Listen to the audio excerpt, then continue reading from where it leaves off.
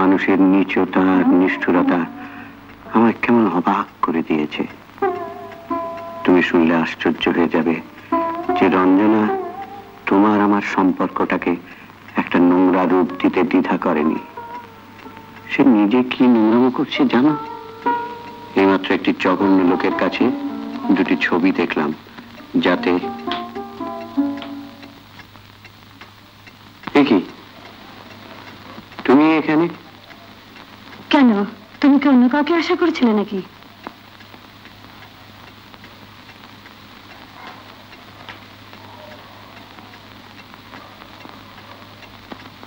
কি বলতে চাও তুমি? তোমার সঙ্গে সুতো পাওয়া এসেছে। আমার সহ্যের সীমা ছাড়িয়ে যাচ্ছে। সেটা আমারও। তোমার মতো নির্লজ্জ লোকের সাথে আমার কথা বলতে ঘৃণা করে। আর কলকাতাতেই তোমাদের নোংরামের খবর পেয়েছিলাম, তাই এসেছি ব্যাপারটার একটা নিষ্পত্তি করতে। কি করতে চাও তুমি? একটা রাস্তায় খোলা আছে। ডিভোর্স ডিভোর্স করতে কোর্টে যাবে, না সেটা ভদ্রভাবে দুজনের মধ্যে সেরে ফেলবে? আমার কিন্তু কম্পেনসেশন চাই, সেটা তোমার সমস্ত প্রপার্টির অর্ধেক। রঞ্জনা,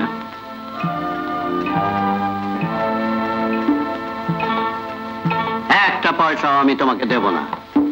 বেশ, তাহলে কোর্টেই যাব। আর সেখানে প্রমাণ করতে আমার একটু অসুবিধা হবে না তুমি কত বড় চরিত্রহীন লম্পট। আমি চরিত্রহীন লম্পট? নিজের দিকে চেয়ে রাখো। Just look at yourself. Srivijaya ওই লোকটাকে যার সঙ্গে তুমি ওসব করছিলে। অল লাইস, মিথ্যে কথা, সব মিথ্যে কথা। অল লাইস, সব মিথ্যে কথা। যে প্রাচুর্য তোমাকে এতটা নিচে নামিয়েছে, তার একটা কানা করিও যাতে তুমি না পাও, সেই ব্যবস্থা আমি করবো। আবার সেই নোংরা মেয়েটার কাছে যাচ্ছে। আর স্টপ ইট। বৌরানী, কিরে গোবিন্দ, কখন এলেন? এই তো। কি রান্না হবে? না না, কিছু রান্না করতে হবে না, আমি এখনই কলকাতায় চলে যাব। সে কি, এখনই এলেন আবার এখনই চলে যাবেন? হ্যাঁ, নে এটা রাখ। বাবু কি খুব রাগারাগি করছিলেন? হ্যাঁ, কলকাতা থেকে একলা গাড়ি চালিয়ে এসেছি তো, তাই। আমি চলি গোবিন্দ। হাস হাস।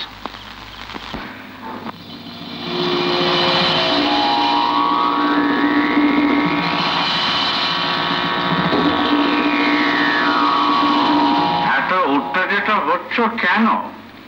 কি বলছো তুমি? জানো আমাকে কি বলেছে? ওটা তো একটা কথার কথা হতে পারে। না, তুমি জানো না ওকে।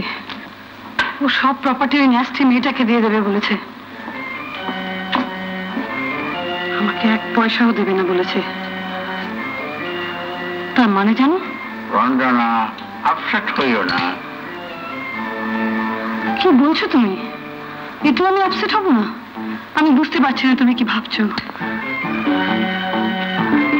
জানতে পারবে, জানতে পারবে, ব্যস্ত হইও না।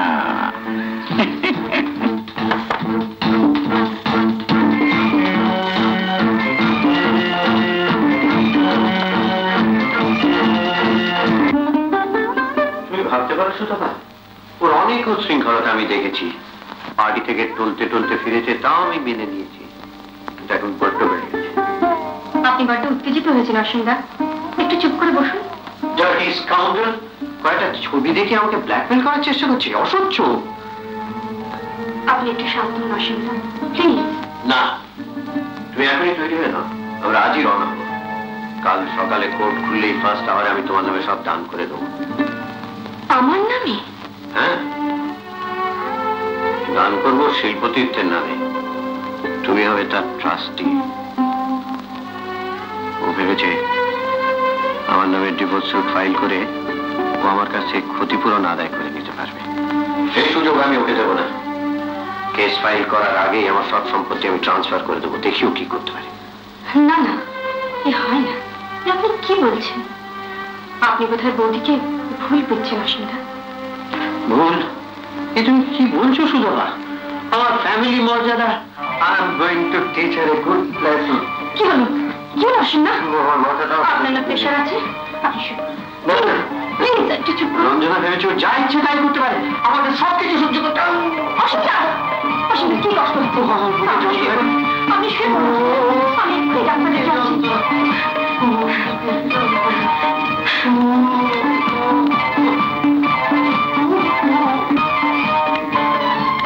আচ্ছা, এখানে ডাক্তারখানাটা কোথায় বলতে পারো?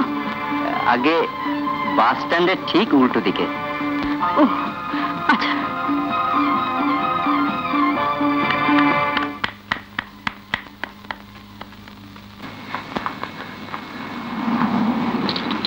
শুনুন, ডাক্তারবাবু কোথায় বলতে পারেন? উনি তো রাত 8:30 বাড়ি চলে যান। বাড়ি চলে গেছে? আচ্ছা, ওনার বাড়িটা কোথায় জানেন? তা মাইল 2-2.5 হবে এখান থেকে। মাইল 2-2.5?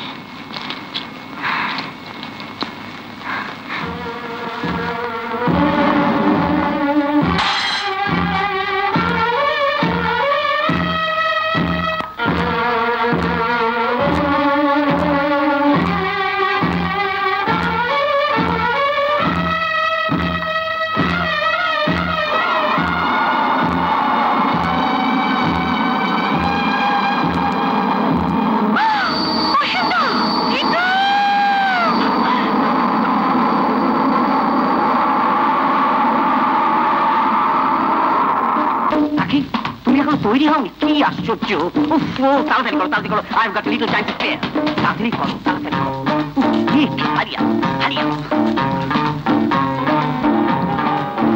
তাকে তুমি গাড়িতে গিয়ে বসো, আমি আসছি। বেলটা দিন। আসুন স্যার, আসুন।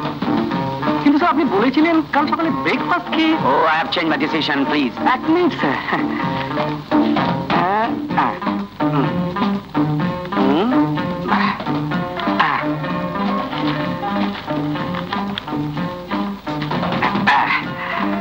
আবার আসবেন স্যার, আবার আসবেন। ঠিক আছে, ঠিক আছে। একেবারে কেমন বলে এক করে আরেক।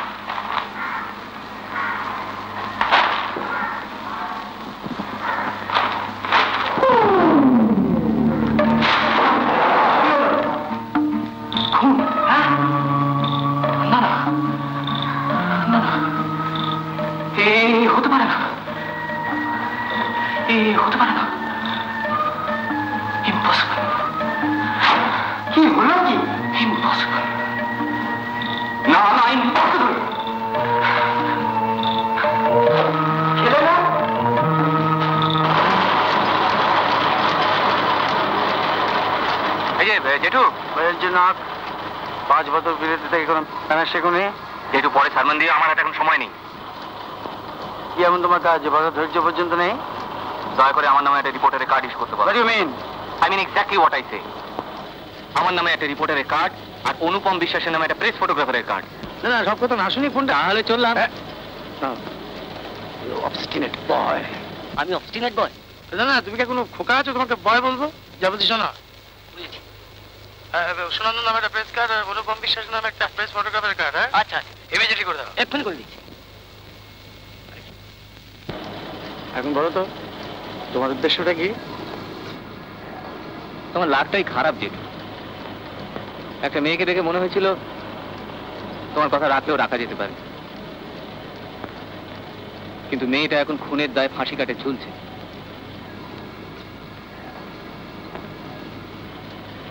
এই দেখো, ওদের বিশিষ্ট নাট্যকার অসীম চ্যাটার্জি।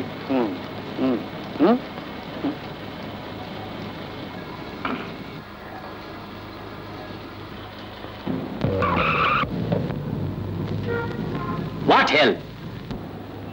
কি রে সুমন্ত, তুই? হ্যাঁ, বাড়িতে গিয়ে তো পাত্তা পাওয়া যায় না। যেভাবে গাড়ি চালাচ্ছিল এক্ষুনি জাহান্নামে যেতিস। Not a bad idea. Ruma পাশে থাকলে আমি জাহান্নামে যেতে রাজি। দেখেছো তো সুনন্দ, কি বালগার কথা। আমি ওর সঙ্গে ও ডার্লিং, ইন দ্যাট কেস নরক স্বর্গ হয়ে যেত। কোথায় চললি? শান্তিনিকেতন। আপাতত খুবই অশান্তি। গাড়িতে ওঠ। হ্যাঁ, সঙ্গে ক্যামেরা আছে? হ্যাঁ তা আছে, কিন্তু কোনো কিন্তু নয়। গাড়িতে ওঠ। কি ব্যাপার বলো তো সুনন্দ? ও হচ্ছে প্রেস ফটোগ্রাফার আর আমি হচ্ছে রিপোর্টার। আমরা যাচ্ছি একটা মার্ডার কেসের ব্যাপারে। মার্ডার? হ্যাঁ মার্ডার।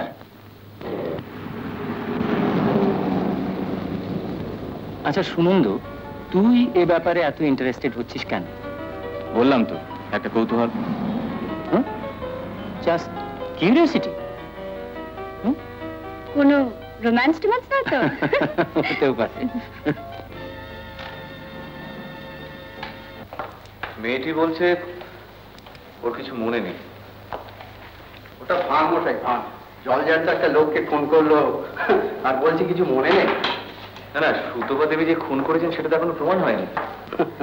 পুলিশের চাকরিতে চুল পাকিয়েছি মশাই, ও ছাড়া আর কে খুন করবে? আর তাছাড়া ওই ছোড়াতে আঙুলের ছাপ তো মিথ্যে বলবে না, ধরা পড়ে গিয়েছে এখন তাই চাপা দিতে চাইছে, ভুলে গেছি বলে। শুনো তো, ছোড়াটা দেখেছিস কি অদ্ভুত ধরনের? আর বারটা দেখেছো কি বিভৎস? আমি এতদিন পুলিশে চাকরি করছি, কত ওয়েপন দেখেছি, কিন্তু এইরকম একটা কিম্মত কিমকার ছোড়া আগে কখনো দেখিনি। আশ্চর্য, সুতপা দেবী বা এই ছোড়া থেকে পেলেন কে জানে। আচ্ছা, খুনের মোটিভটা আপনার কি মনে হয়? দেখুন, সেটা এক্ষুনি বলা খুব শক্ত, তবে যেটা মনে হয় সেটা হচ্ছে অসীমবাবুর টাকা। না, অসীমবাবুর টাকার সঙ্গে সুতপা দেবীর কি সম্পর্ক? সম্পর্ক তো একটা ছিলই মশাই, অসীমবাবুর সঙ্গে ওই মেয়েটা, সেটাই খুব স্ট্রেট মনে করে। আর ওইখানেই তো গোলমাল, সুতপা দেবী ওনার দলে অভিনয় করতেন, তাকে নিয়ে এখানে আসা। অসীমবাবু বিবাহিত, ঘরে স্ত্রীও খুবই সুন্দর। অসীমবাবুর স্ত্রী ওর সঙ্গে ছিলেন? না না না, মোটেই না। সমস্যাটা ওই জন্যই আরো জটিল। এই থিয়েটার বয়স্ক মেয়েরা যা হয়, অসীমবাবুর কাছে টাকা নিত, আর জিতু বলে কার সঙ্গে যেন একটা কি কিছু বুঝলেন? জিতুকে বলতে চাইছে না, আমার মনে হয় ওকে নিয়ে ওদের দুজনের মধ্যে গোলমাল, আর তারই কনসিকুয়েন্সে এই মার্ডার। সুতপা দেবীকে কলকাতায় নিয়ে যাওয়া হয়েছে? হ্যাঁ, ফর ইন্টারোগেশন।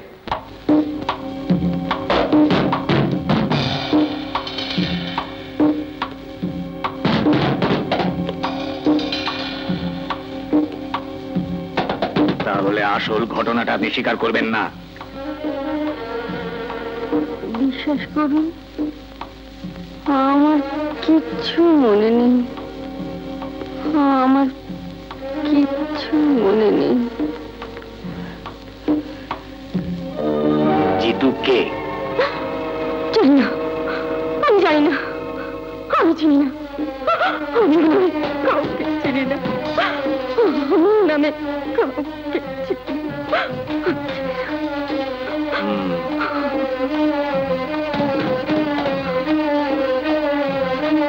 অসীম বাবুর সঙ্গে আপনার কি নিয়ে কথা কাটাকাটি হয়েছিল? আমার কিচ্ছু মনে নেই। মানে মিথ্যে কথা বলছেন?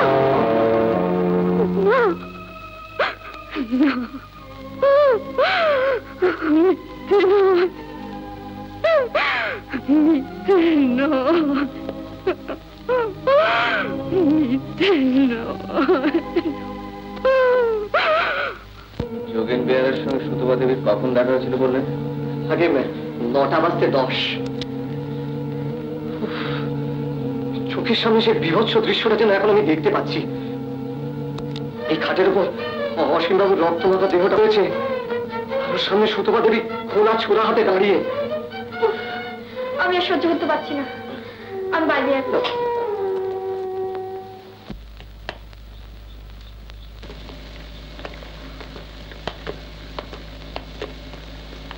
ম্যানেজার বাবু। আগে স্যার, এগুলো কি এখানেই থাকে?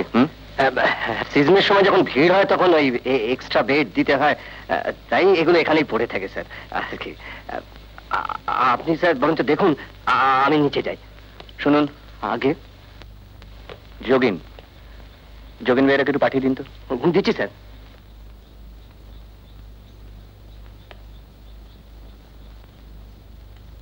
একটু দেখবেন স্যার, মানে কাগজে এমন কিছু লিখবেন না যাতে আমার হোটেলের দুর্নাম হয়।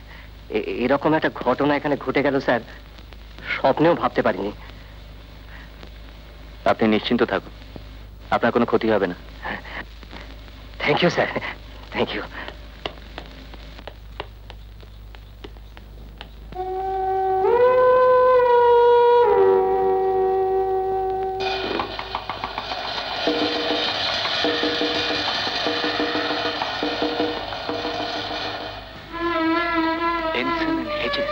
কিন্তু এখানে এলো কি করে?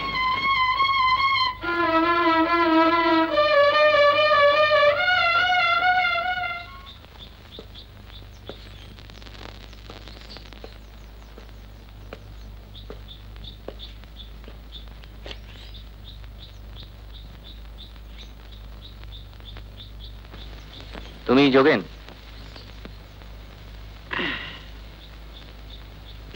তুমি পুলিশকে বলেছো ওই সিঁড়ি দিয়ে তুমি দিদিমণিকে নামতে দেখেছো? হ্যাঁ স্যার। তখন কটা? আগে 9টা বাজতে 10। 9টা বাজতে 10। তোমার ঠিক মনে আছে? হ্যাঁ স্যার, 13 নম্বর ঘরের দত্ত সাহেবের ছেলে খুব কাঁদছিল, তাই মেম সাহেবের খাবারটা উপরে দিতে বলেছিল। ও, তোমরা উপরে ঘরে খাবার সার্ভ করো না? স্পেশাল না বললে ঘরে দেওয়া হয় না। সন্ধ্যে 8:30 থেকে 9:30 পর্যন্ত ডিনার টাইম, সকলে ডাইনিং হলেই খেতে আসে। তাহলে উপরে সেই সময় খুব কম লোকই ছিল না? তা হবে। তারপর আমি খাবার নিয়ে উপরে উঠছি, অর্ধেকটা উঠেছি, সেই সময় দিদিমণি তাড়াতাড়ি নিচে নামছে। আমায় জিজ্ঞেস করলেন ডাক্তারখানাটা কোথায়। আমি বললাম বাস স্ট্যান্ডের কাছে। শুনেই উনি তাড়াতাড়ি নিচে নেমে গেলেন। আগে তখন খাবার ঘরের ঘড়িতে দেখলাম 9টা বাজতে 10। পরে তার সঙ্গে আর দেখা হয়েছিল? আগে না।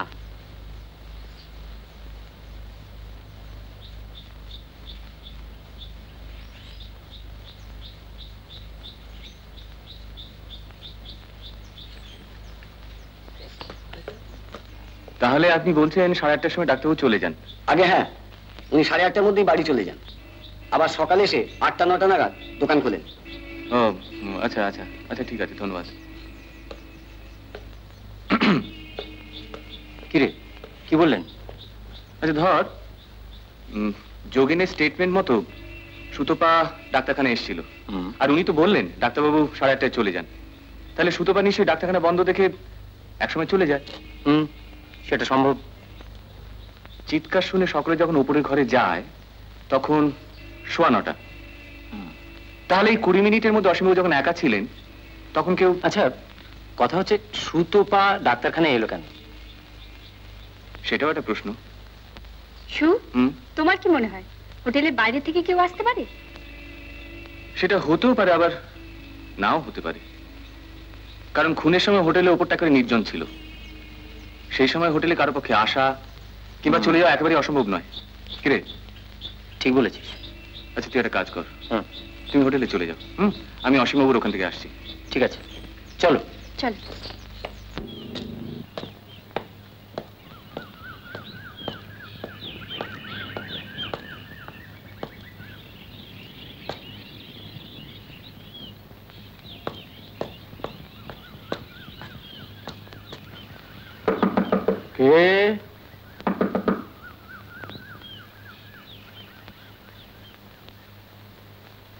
আমি খবরের কাগজ থেকে আসছি।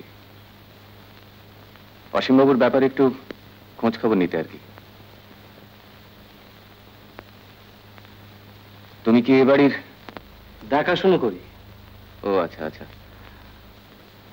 আচ্ছা, তোমার কি নাম ভাই? আগে গোবিন্দ। গোবিন্দ, তুমি এখানে কতদিন ধরে? তা অনেক বছর বাবু। আসো আসো।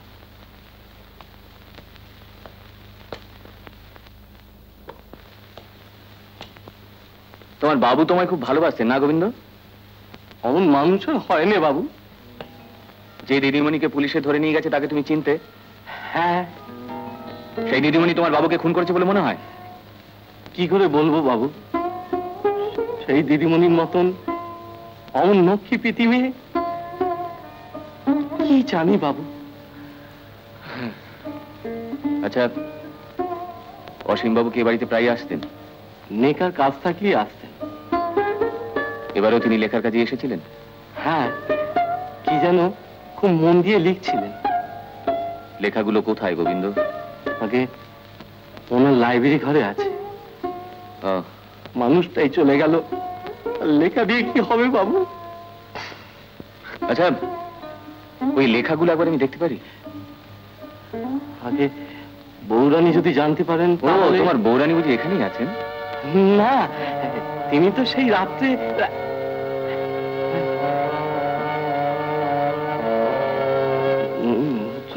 চলুন চলুন বাবু।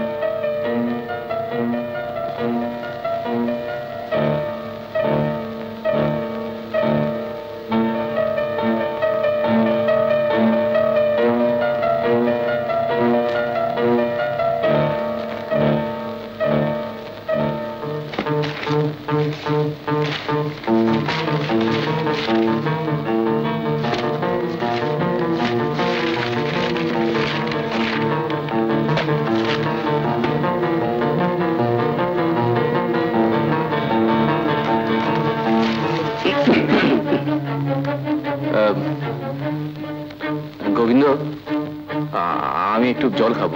আপনার ঘর দেখা হয়েছে? বড্ড তেষ্টা পেয়েছে, একটু জল খাবো।